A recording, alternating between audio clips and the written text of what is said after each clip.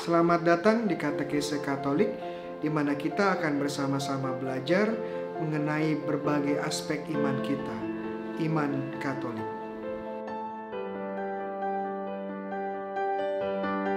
Shalom, teman-teman terkasih dalam Kristus, saya Romo Bayu OP. Selamat datang kembali di program Katekese Katolik yang dibawakan oleh Aquinas Center for Theology and Spirituality dan juga Faithline. Pada seri katekese kali ini, kenaikan Tuhan Yesus ke surga.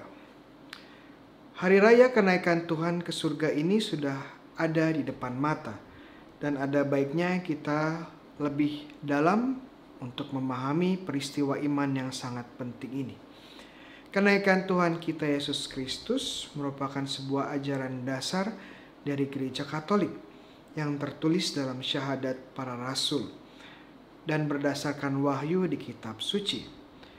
Apa yang sebenarnya yang diajarkan kitab suci dan gereja mengenai dogma ini? Dan apa sebenarnya yang terjadi saat Yesus naik ke surga?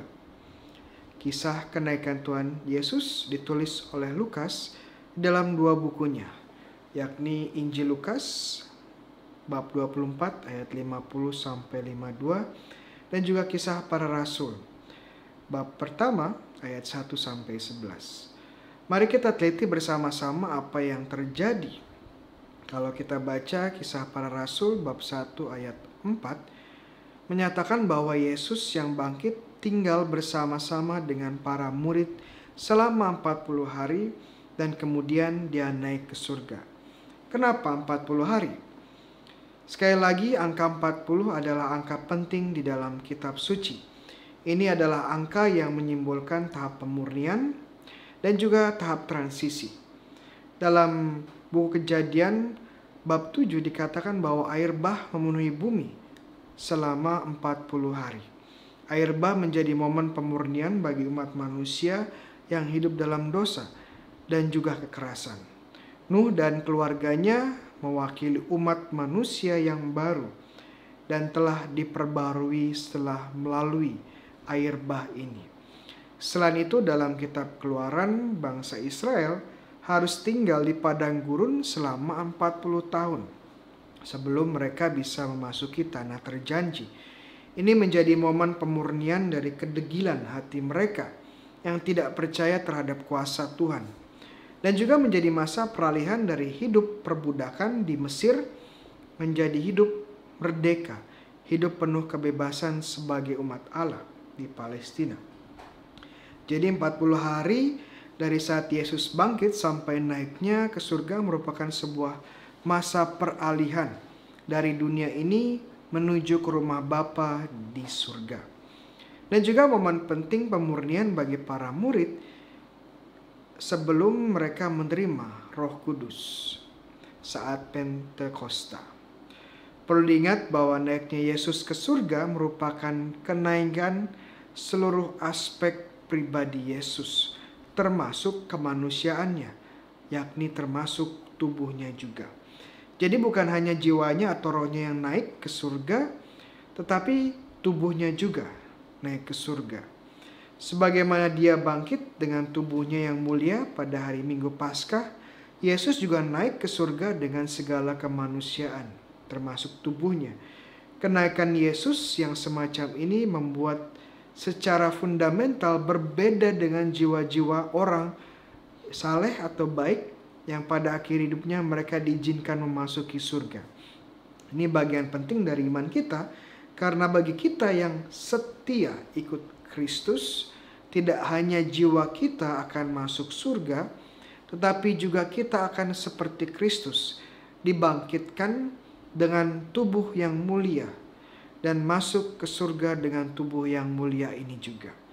Kemudian Lukas menggambarkan bahwa saat Yesus naik ke surga, awan membawa Yesus ke atas dan kemudian menutupi pandangan para murid. Hal ini tentunya tidak sulit diimajinasikan saat Yesus naik ke surga, dan awan tentunya menjadi bagian alami saat Yesus mulai mencapai tempat yang lebih tinggi. Tetapi awan juga menjadi sebuah simbol penting dalam kisah kenaikan ini. Dalam perjanjian lama, Tuhan Allah kerap digambarkan sedang mengendari awan, dan hanya Allah yang mampu menguasai awan di bawah kakinya. Sebagai contoh, Mazmur 68 ayat 4. Bernyanyilah bagi Allah, bermasmurlah, masmurkanlah namanya. Buatlah jalan bagi Dia yang berkendaraan melintasi awan-awan. Dan juga Mazmur 104 tertulis, Tuhan Allahku, Engkau sangat besar, Engkau yang berpakaian keagungan dan semarak, yang berselimutkan terang seperti kain, yang membentangkan langit seperti tenda, yang mendirikan kamar-kamar lotengmu di air, yang menjadikan awan-awan sebagai kendaraanmu, yang bergerak di atas sayap angin. Ini ayat pertama dan sampai 3. Dengan menulis fakta bahwa Yesus naik ke surga diliputi oleh awan, Lukas ingin memberi sinyal kepada kita semua bahwa Yesus tidaklah berbeda dengan Allah yang mengendari awan dan angin di perjanjian lama. Yesus naik ke surga di atas awan menunjuk kodrat Yesus yang adalah ilahi. Dalam bahasa Inggris, kenakan Tuhan Yesus adalah ascension atau Jesus ascended into heaven. Kata ini menunjukkan pada realitas bahwa Yesus naik ke surga berdasarkan kekuatan yang berasal dari dalam dirinya sendiri, bukan karena pengaruh eksternal. Yesus pernah berkata dalam Injil Yohanes, "Tidak ada seorang pun yang telah naik ke surga selain daripada Dia yang telah turun dari surga, yaitu Anak Manusia." Yohanes bab 3 ayat 3. Yesus menunjukkan bahwa Dia memiliki kekuatan untuk naik ke surga karena memang Dia sendiri berasal dari surga, Sang Anak Manusia yang duduk di sisi kanan Allah Bapa. Kisah Para Rasul bab 1 ayat 10 menggambarkan Yesus yang naik ke langit. Dan memang kata Yunani yang digunakan adalah Huranos, yang bisa diterjemahkan sebagai langit, angkasa, atau surga. Karena gambaran ini seringkali selalu menunjuk tangan ke atas saat ditanya di manakah surga itu berada. Tetapi apa dan di mana surga yang sebenarnya? Apakah surga itu sungguh di langit atau di angkasa raya atau di balik matahari dan bintang-bintang yang lain? Mari kita lihat di dalam kitab suci, surga adalah konsep yang sebenarnya berkembang. Jika kita kembali ke kisah penciptaan di buku Kejadian bab pertama, kita akan membaca bagaimana Tuhan menciptakan dunia. Kata yang digunakan adalah samayim dan eres, yang diterjemahkan sebagai langit dan bumi. Tetapi dua kata ini bisa diterjemahkan sebagai surga dan dunia.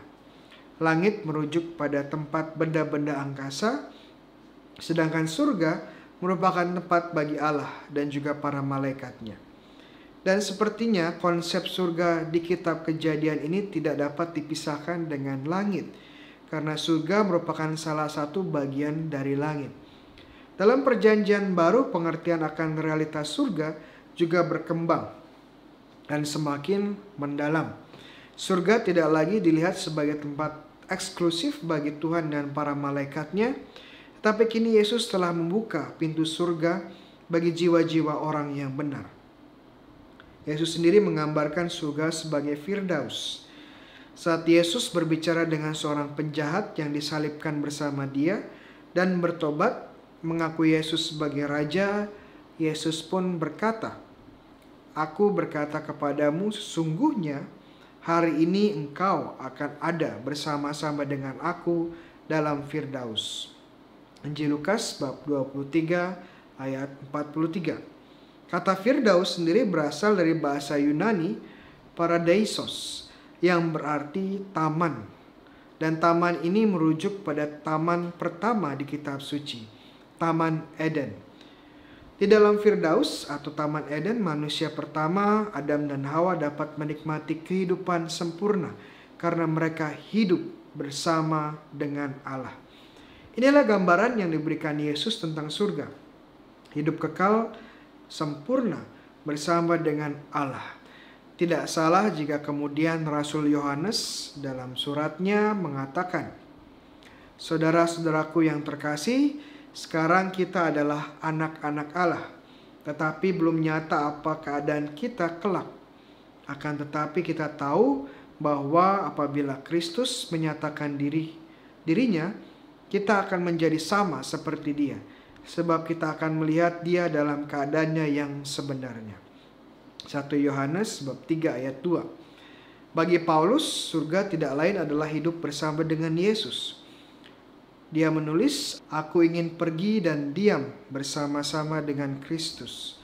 Itu memang jauh lebih baik." Kepada umat di Filipi bab 1 ayat 2-3. Berdasarkan pengertian ini, Paus Benediktus ke-16 sendiri mengatakan bahwa surga adalah Kristus sendiri. Hari raya kenaikan Tuhan Yesus ke surga mengingatkan kita bahwa surga adalah tempat tujuan akhir kita, di mana Yesus telah mempersiapkan tempat bagi kita. Dengan demikian, dunia ini bukanlah tempat tinggal kita yang sejati. Ini terlihat dalam surat-surat Rasul Paulus. Dia menulis, "Karena kami tahu bahwa jika kemah tempat kediaman kita di bumi ini dibongkar, Allah telah menyediakan tempat kediaman di surga bagi kita. Suatu tempat kediaman yang kekal, yang tidak dibuat oleh tangan manusia." 2 Korintus bab 5 ayat 1. Kemudian dia juga menulis kepada umat di Filipi, "Karena kewarganegaraan kita adalah di dalam surga, dan dari situ juga kita menantikan Tuhan, Yesus Kristus sebagai Juru Selamat." Bab 3 ayat 20. Mari kita akhiri katekese ini dengan mendengarkan apa yang gereja ajarkan mengenai kenaikan Tuhan. Ditulis bahwa tubuh Kristus telah dimuliakan pada saat kebangkitan, seperti dibuktikan oleh sifat-sifat baru adikodrati yang dimiliki tubuhnya mulai sekarang dan seterusnya. Tetapi selama 40 hari di mana ia dengan ramah makan dan minum bersama murid-muridnya dan mengajarkan mereka mengenai kerajaan Allah, kemuliaannya masih terselubung dalam sosok tubuh seorang manusia biasa. Penampakan Kristus lantas berakhir dengan masuknya kodrat manusiawinya secara definitif ke dalam kemuliaan ilahi yang dilambangkan oleh awan dan langit. Di sana Yesus duduk di sebelah kanan Allah. Katekismus Gereja Katolik nomor 659. Demikian katekese Katolik kita untuk hari raya kenaikan Tuhan kita Yesus Kristus. Dan bagi teman-teman yang memiliki saran dan pertanyaan bisa langsung ditulis di bagian komen di bawah. Dan jangan lupa untuk like dan subscribe YouTube channel ini atau follow akun IG kita di faithline.id dan untuk mendapatkan katekese berikutnya. Dan jika teman-teman merasa katekese ini bermanfaat, jangan lupa untuk di-share. Tuhan sertamu. Semoga kita semua diberkati oleh Allah yang Maha Kuasa, Bapa, Putra, dan Roh Kudus. Amin.